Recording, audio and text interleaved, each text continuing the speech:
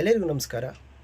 ಈ ದಿನ ನಾನು ಹಸಿರಿನಿಂದ ಕಂಗೊಳಿಸುವ ಕ್ರಿಕೆಟ್ ಕ್ರೀಡಾಂಗಣಗಳಲ್ಲಿ ಸೈಡ್ ಸ್ಕ್ರೀನನ್ನು ಯಾಕೆ ಇಟ್ಟಿರ್ತಾರೆ ಅನ್ನೋದರ ಮಾಹಿತಿಯನ್ನು ಕೊಡ್ತಾ ಇದ್ದೇನೆ. ಕ್ರಿಕೆಟ್ ಪ್ರೇಮಿಗಳೇ, ನೀವೆಲ್ಲರೂ ಕೂಡ ಪಂದ್ಯವನ್ನು ಗಮನಿಸ್ತಾ ಇರಬೇಕಾದ್ರೆ, ಪಂದ್ಯವನ್ನು ವೀಕ್ಷಣೆ ಮಾಡ್ತಾ ಇರಬೇಕಾದ್ರೆ ಸೈಡ್ ಸ್ಕ್ರೀನ್ಗಳನ್ನು ಗಮನಿಸಿರ್ತೀರಿ. ಅನೇಕ ಜನರಿಗೆ ಅದರ ಬಗ್ಗೆ ಮಾಹಿತಿ ಇರೋದಿಲ್ಲ, ಯಾಕೆ ಇಟ್ಟಿರ್ತಾರೆ ಅನ್ನೋದು ಗೊತ್ತಿರೋದಿಲ್ಲ. ಯೂಶಲಿ ಏನಾಗುತ್ತೆ, ಬ್ಯಾಟ್ಸ್ಮನ್ ಬೌಲರ್ನ ಕೈಗಳನ್ನು, ಬೆರಳುಗಳನ್ನು ನೋಡ್ತಾ ಇರ್ತಾನೆ. ಸೊ ನೀವು ಗಮನಿಸಿರ್ಬೋದು, ರೆಡ್ ಬಾಲ್ ಮತ್ತು ವೈಟ್ ಬಾಲ್ ಈ ಎರಡು ಬಾಲ್ಗಳನ್ನು ಸಹಜವಾಗಿ ಕ್ರಿಕೆಟ್ನಲ್ಲಿ ಬಳಸ್ತಾರೆ. ಇಂಟರ್ನ್ಯಾಷನಲ್ ಕ್ರಿಕೆಟ್, ನ್ಯಾಷನಲ್ ಕ್ರಿಕೆಟ್ ಎಲ್ಲ ಕ್ರಿಕೆಟ್ನಲ್ಲೂ ಕೂಡ ಈ ಎರಡು ಬಾಲ್ಗಳನ್ನು ಬಳಸ್ತಾರೆ. ಆದರೆ ಪಿಂಕ್ ಬಾಲ್ ಅನ್ನೋದು ಒಂದು ಬಂದಿದೆ, ಆದರೆ ಹೆಚ್ಚು ಬಳಕೆಗೆ ಬಂದಿಲ್ಲ. ಈ ಎರಡು ಬಾಲ್ಗಳನ್ನು ಆಡುವಂಥ ಸಂದರ್ಭದಲ್ಲಿ ಸೈಡ್ ಸ್ಕ್ರೀನ್ಗಳು ಇದ್ದೇ ಇರಬೇಕು. ಯಾಕೆ ಅನ್ನೋದನ್ನು ನಾನು ಇವತ್ತು ಹೇಳೋದಕ್ಕೆ ಮುಂದಾಗಿದ್ದೇನೆ. ರೆಡ್ ಬಾಲ್ ಆಡಬೇಕಾದ್ರೆ ಸೈಡ್ ಸ್ಕ್ರೀನ್ ವೈಟ್ ಆಗಿರುತ್ತೆ, ವೈಟ್ ಬಾಲ್ ಆಡಬೇಕಾದ್ರೆ ಸೈಡ್ ಸ್ಕ್ರೀನ್ ಬ್ಲಾಕ್ ಆಗಿರುತ್ತೆ.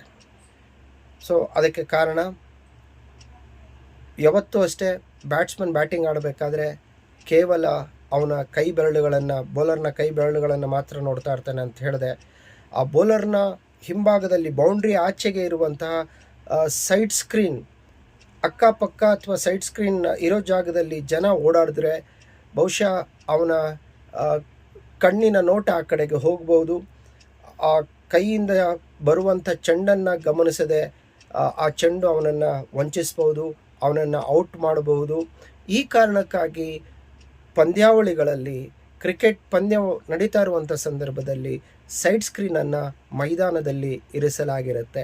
ಸೈಡ್ ಸ್ಕ್ರೀನ್ ಇಲ್ಲದೆ ಹೋದರೆ ಬಹುಶಃ ಬ್ಯಾಟ್ಸ್ಮನ್ ಸುಲಲಿತವಾಗಿ ಆಡಲಿಕ್ಕೆ ಸಾಧ್ಯ ಆಗೋದಿಲ್ಲ, ಮನಮೋಹಕವಾದಂಥ ಹೊಡೆತವನ್ನು ಹೊಡೆಯಲಿಕ್ಕೆ ಸಾಧ್ಯ ಆಗೋದಿಲ್ಲ.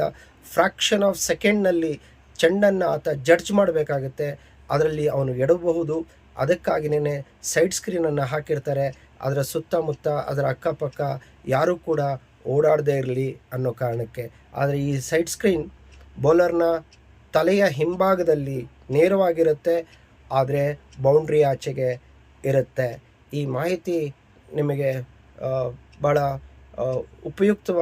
ಉಪಯುಕ್ತವಾಗಿರ್ತಕ್ಕಂಥದ್ದು ಅಂತ ಭಾವಿಸ್ತಾ ನನ್ನ ಈ ಒಂದು ವಿಡಿಯೋವನ್ನು ಮುಗಿಸ್ತಾ ಇದ್ದೀನಿ.